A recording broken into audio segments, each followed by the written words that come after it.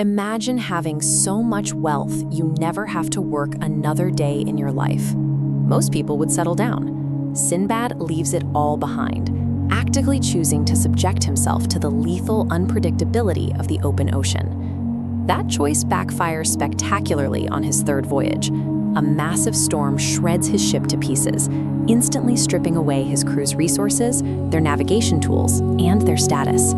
They wash ashore on a remote island, but instead of the usual sounds of wildlife, they find a dense jungle blanketed in an unnatural, suffocating silence. In nature, absolute quiet usually means an apex predator is nearby.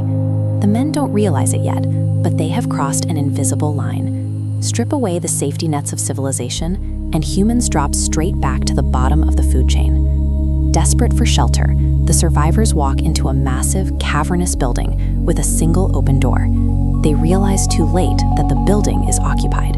A towering, one-eyed giant steps inside, completely sealing off their only exit. This comparison chart shows a standard human mapped against the giant. The mass differential is so extreme that any direct physical confrontation yields a mathematical 0% chance of survival. The reality of their situation sets in when the giant casually picks up one man, roasts him over a fire, and eats him. The rest of the crew is paralyzed. They are locked inside a biological meat grinder. If they rely on panic or base survival instincts, they will all die. Every single night, the giant grabs another man and repeats the process. The crew is on a brutal ticking clock. Sindbad makes a cold, tactical pivot.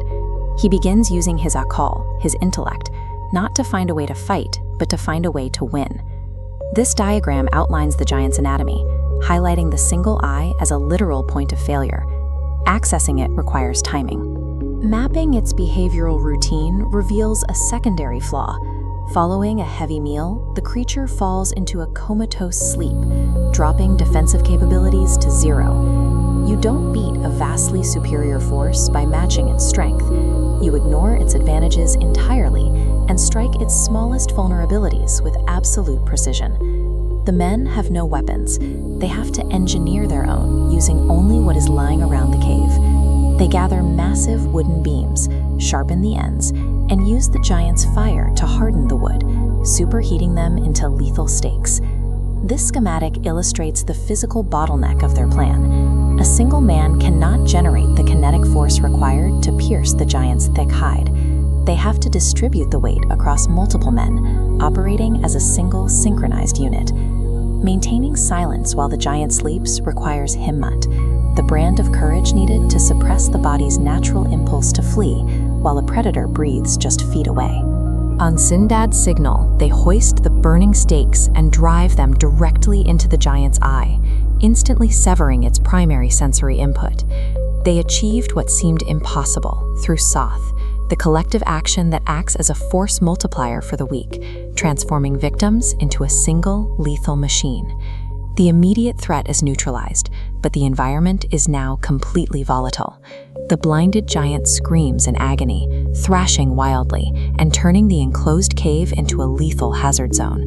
Sindbad and his surviving crew slip past the destruction, sprint to the shoreline, and frantically piece together small rafts from whatever wood they can find. Just as they push off the shore, backup arrives. Other giants emerge from the jungle, ripping massive boulders from the earth and blindly bombarding the water. Several rafts are crushed. Even with a perfectly executed strategy, escaping the island requires riding chaotic waves and hoping the next boulder misses your boat. You can plan perfectly and still face total disaster. Strategy doesn't eliminate chaos. It simply maximizes your mathematical probability of making it out alive. Sindbad makes it to the open sea.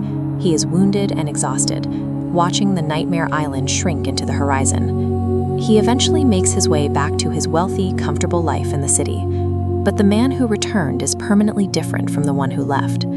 The lessons stayed with him long after the physical wounds healed. He had witnessed firsthand how the focused application of akal, himmat, and sat could turn the tides against a force that should have been invincible. The ultimate weapon against insurmountable odds isn't physical dominance. It is the ability of the human mind to find a flaw and the collective will to strike it.